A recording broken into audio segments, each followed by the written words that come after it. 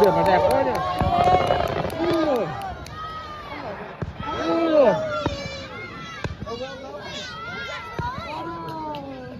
Hồ Tây đẹp thế.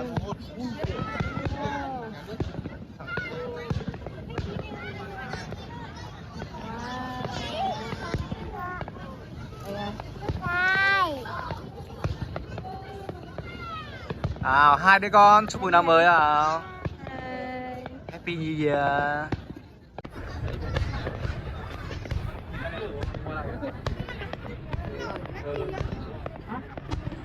Đi về bà ngoại đây. Sắp hết rồi đi về nhá. Thế rồi. Tí lên hết. Lộn liên tục. Đấy, vâng.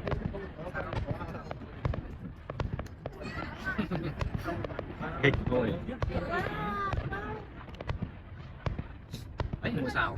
Wow. Ui, bác chị đi việc. Đẹp quá. Đấy, rồi xong. Wow, cái đẹp này. Wow. Đấy được. Mũi tai nhỉ, lộn liên tục mũi tai đấy. Đấy, chụp hoa cuối ấy. Đẹp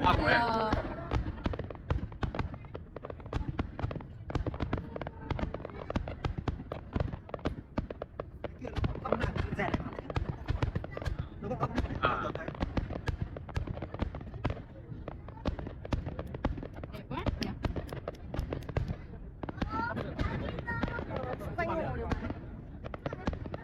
Thì con gì là đẹp. Bắn phần trắng đâu. Đâu vậy đâu.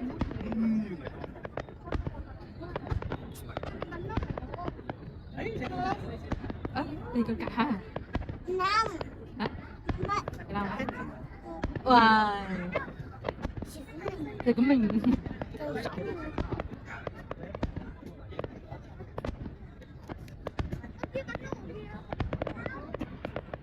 Thì có cả.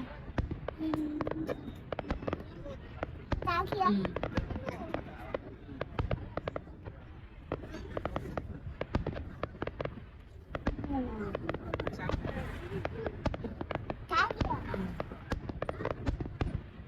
Tin được.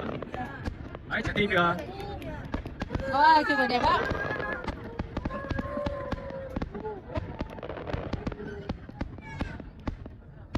Có gì ăn không? Chúc mừng năm mới.